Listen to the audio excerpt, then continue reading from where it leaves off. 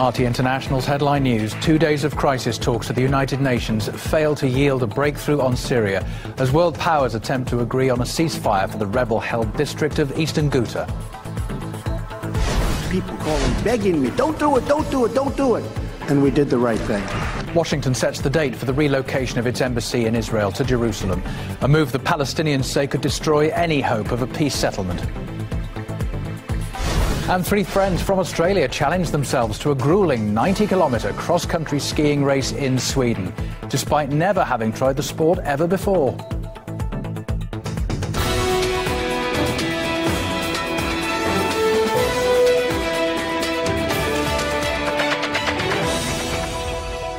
Hello to you. It's midday in Moscow this Saturday, the 24th of February. I'm Colin Bray. Welcome to the programme. This is your world news. We're going to start you off by bringing you up to date on overnight developments in Syria, where the state media is reporting that Islamist militants on the rebel enclave of eastern Ghouta have launched a fresh round of mortar shelling on residential areas in the capital.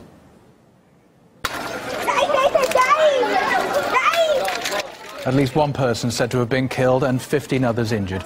It's the second time a bombardment by insurgents has caused casualties in Damascus this week. Eastern Ghouta is a suburb of the capital and it's been under siege by pro-government troops since 2013. But the violence there has dramatically intensified as regime forces attempt to topple the last rebel stronghold close to Damascus. According to some estimates, more than 450 people have been killed in the district this week. That's led the UN to call on all sides to immediately end hostilities. The Security Council is expected to vote on a ceasefire resolution later on Saturday. It was delayed after members failed to reach an agreement on Friday. They'd argued over a draft which proposed a 30-day truce and the evacuation of people in need of medical treatment. Russia maintained that there was no guarantee the militants would abide by the agreement. Moscow also said that it wanted the al-Nusra group to be excluded from the truce.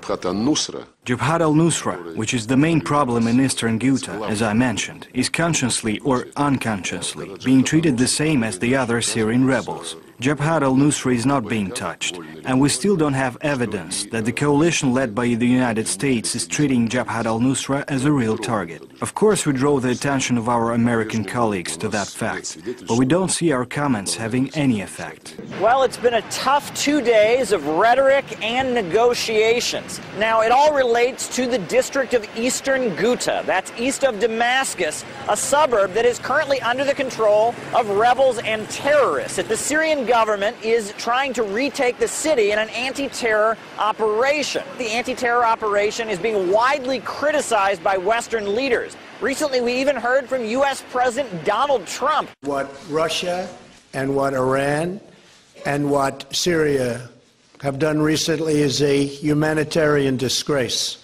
I will tell you that. We're there for one reason. We're there to get ISIS and get rid of ISIS and go home. We're not there for any other reason, and we've largely accomplished our goal. But what those three countries have done to people over the last short period of time is a disgrace. The leaders of the international community are in full agreement that civilian life in eastern Ghouta is very important and that the conditions are dire. All want to make sure that civilians are safe. However, there are clear disagreements among world leaders about who is to blame for the situation in eastern Ghouta. Many Western officials have been voicing strong opposition to the Syrian operation in eastern Ghouta, but Russia and others have long accused them of double standards, particularly after the West's muted response to the campaign to liberate the Iraqi city of Mosul from Islamic State, which also had a devastating impact on civilians.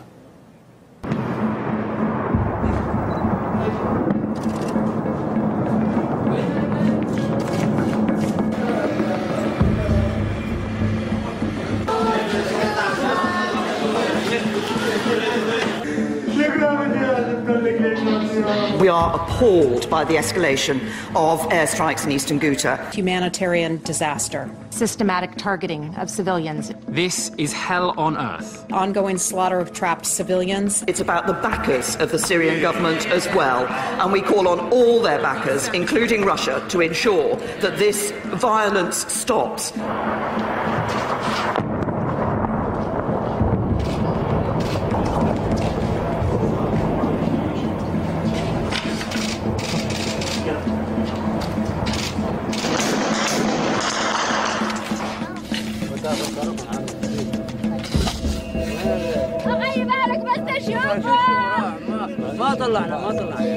Civilian casualties are a fact of life. In Iraq and in Syria, people are much more accepting that because it's their city being liberated, they understand what they were suffering.